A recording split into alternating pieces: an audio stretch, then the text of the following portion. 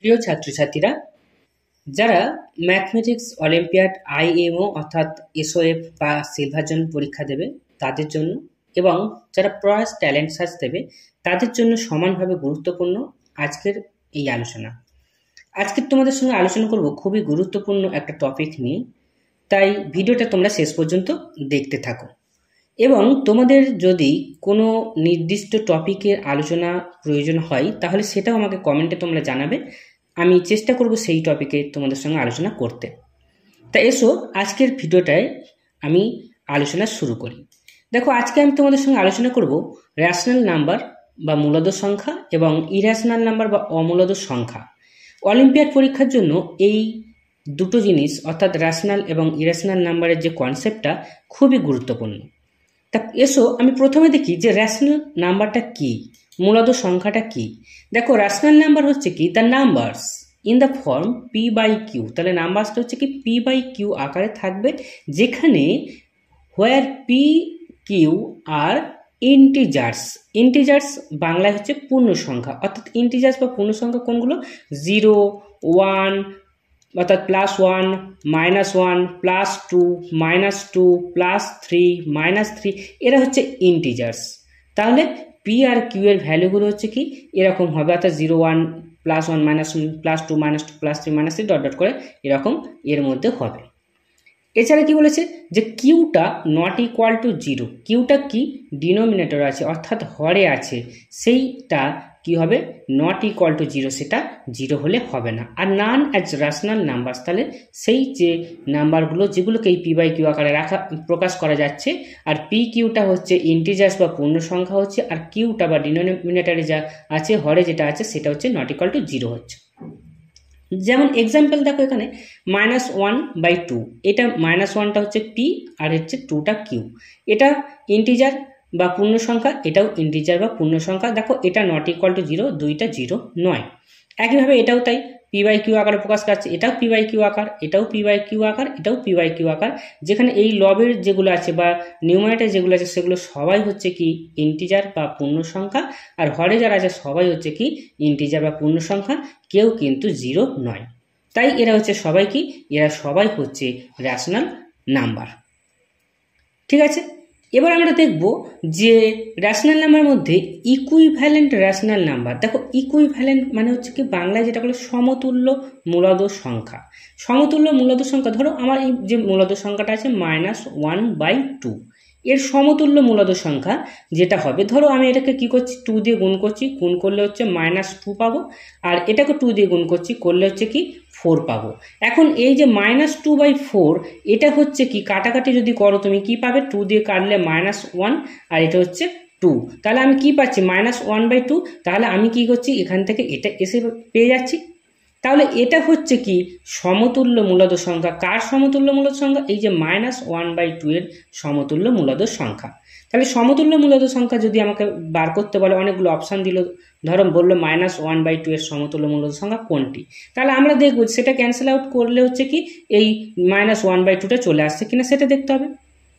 ঠিক আছে, তাহলে এইভাবে আমাকে সমতুল্য মূলদ সংখ্যাটা করতে হবে। দেখো 7/9 আছে, তাহলে এই 7/9 ধরো একটা সমতুল্য মূলদ সংখ্যা, আমি ধরো 3 দিয়ে গুণ করছি, 3 × 7 = 21, আর এটাকেও 3 দিয়ে গুণ করছি, 3 × 9 হচ্ছে 27। তাহলে এই 21/27টাকে যদি ক্যান্সেল আউট করো কি পাবে তুমি? এই 7/9টা পেয়ে যাবে।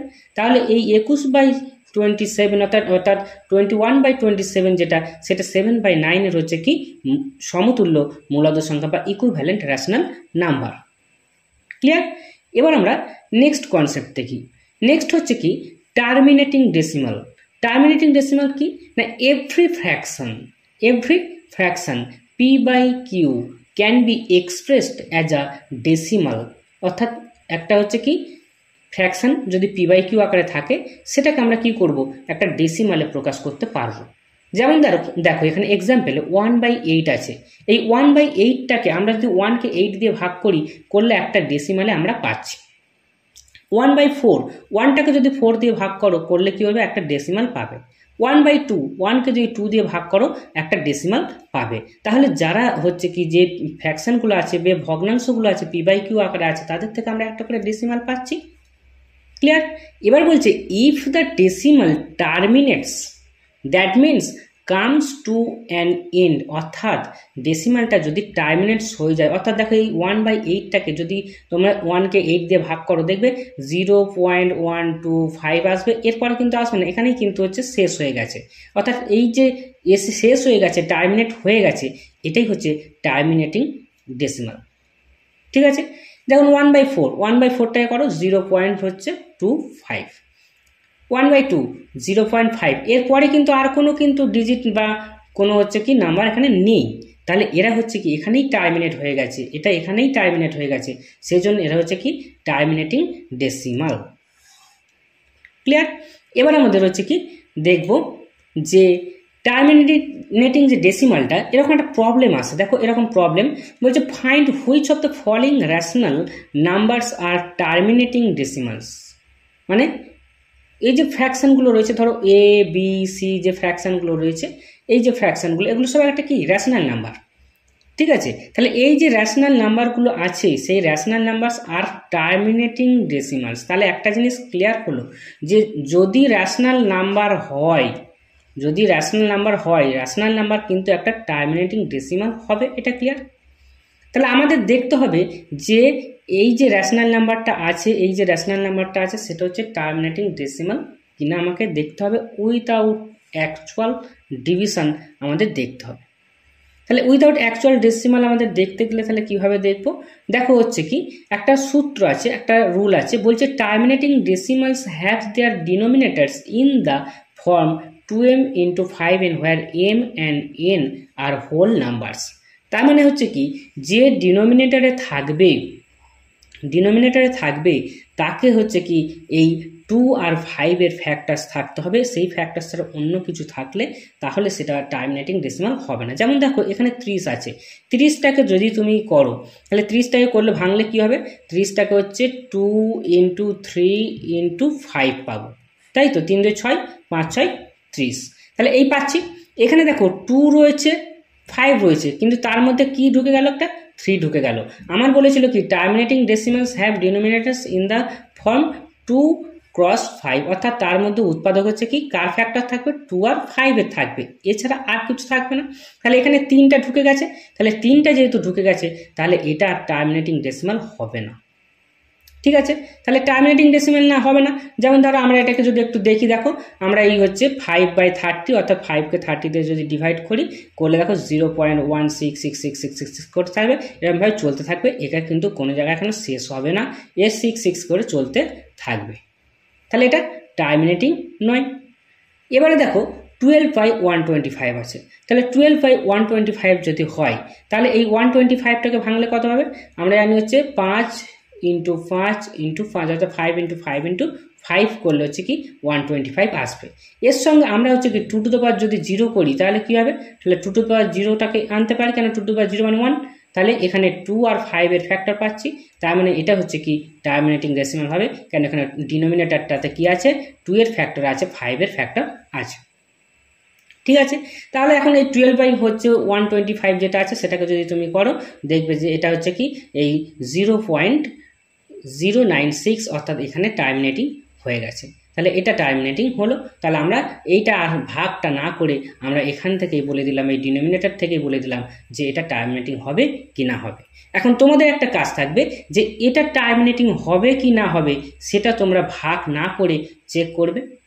ঠিক আছে, অর্থাৎ এই হচ্ছে কি এই সূত্রটা তোমরা অ্যাপ্লাই করবে, করার পরে তোমরা আবার এটাকে ভাগ করবে, দেখবে যে তোমাদের হচ্ছে কি এই সূত্রটা ভেরিফাই হলো কিনা, এবং সেটা অবশ্যই আমাকে একটু কমেন্টে জানাবে। আচ্ছা, নেক্সট হচ্ছে যে রিপিটিং বা রেকারিং যে ডেসিমালস, বলছে a decimal in which a digit or set of digits repeat periodically is called a repeating or a recurring decimal. আমরা একটা এক্সাম্পল নিই, দেখো এক্সাম্পল নিলে তুমি হচ্ছে কি ব্যাপারটা ক্লিয়ার হয়ে যাবে। দেখো বলছি যে 1/3, এই 1/3টা হচ্ছে কি একটা ডেসিমালে করা হচ্ছে, ডেসিমালে করলে 0.3333 করে কন্টিনিউ চলছে, যেটাকে আমরা এরকমভাবে লিখি 0.3 বার, 3টা রিপিট হচ্ছে, অর্থাৎ 3টা রিপিট হচ্ছে বলে 3 বার এইভাবে লেখা হয়। ঠিক আছে, অর্থাৎ রিপিট হচ্ছে, 3টা রিপিট হচ্ছে।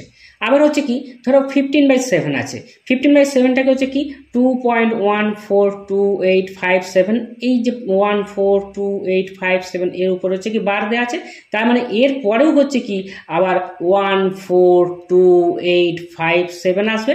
আবার যখন এটা হলো 7 আসলো, আবার কি হবে প্রথম থেকে আবার হচ্ছে কি সেটা রিপিট হবে 142857, এইভাবে এটা রিপিট হবে।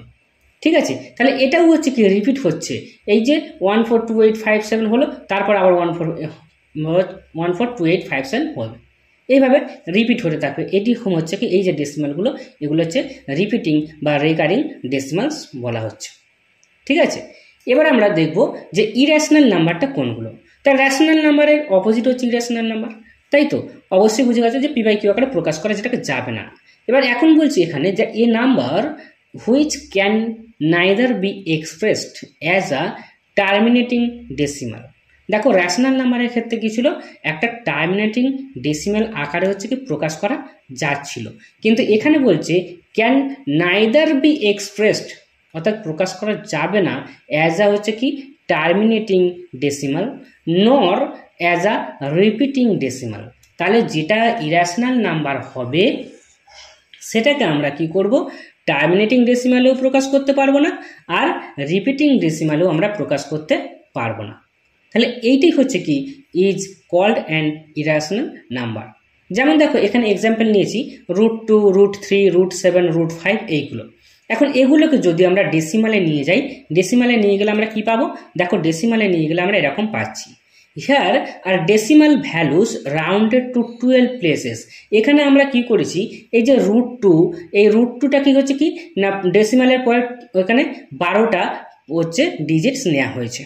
ঠিক আছে, তাহলে আবার এখানে √3 ক্ষেত্রেও তাই, ডেসিমালের পরে 12টা আছে, √5 ডেসিমালের পরে 12টা আছে, √7 ডেসিমালের পরে 12টা আছে, এরকমভাবে হচ্ছে কি নেওয়া হয়েছে। কিন্তু এদের হচ্ছে কি এর পরেও আরও ডিজিট আছে, এদের পরে আরও ডিজিট কিন্তু আছে, অর্থাৎ এরা কিন্তু টার্মিনেটিং নয়, এরা কেউ হচ্ছে কি টার্মিনেটিং নয়।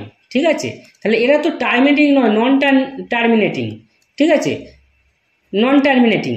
আবার এরাও দেখো, এরাও কি কোনোটা কি কোনো রিপিট হয়েছে, কি কোনো হচ্ছে কি ডিজিট কি রিপিট হয়েছে, যেগুলো আমাদের হচ্ছে আগের ক্ষেত্রে হয়েছিল, যেটা রেকারিংয়ের ক্ষেত্রে বা রিপিটিংয়ের ক্ষেত্রে, এখানে দেখো কোনো ডিজিট অর্থাৎ হচ্ছে কি এখানে রিপিট হয়নি। তাহলে এটা হচ্ছে কি নন টার্মিনেটিং, আবার নন রেকারিং বা হচ্ছে রিপিটিং।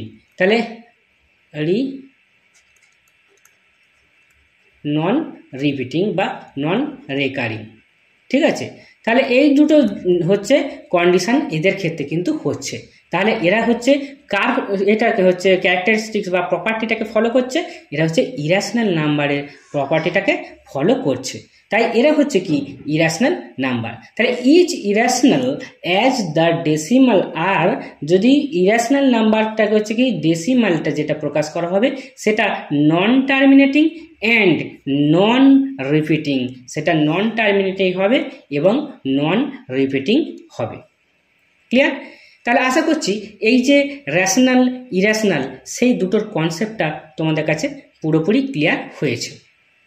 নেক্সট ভিডিওতে আমি তোমাদের সঙ্গে আলোচনা করব ভেরিয়াস প্রবলেমস অ্যান্ড সলিউশন, অর্থাৎ এই সমস্ত রেশনাল নাম্বার ইরেশনাল নাম্বার থেকে কী ধরনের প্রশ্ন পরীক্ষায় আসে অলিম্পিয়াড পরীক্ষায়, সেই সমস্ত ধরনের প্রশ্নের সমাধান নিয়ে আলোচনা করব। এই ধরনের ভিডিও নোটিফিকেশান পেতে তোমরা আরও হচ্ছে কি এই ধরনের ভিডিও নোটিফিকেশান পেতে চ্যানেলটা অবশ্যই সাবস্ক্রাইব করে রাখবে। Thank you.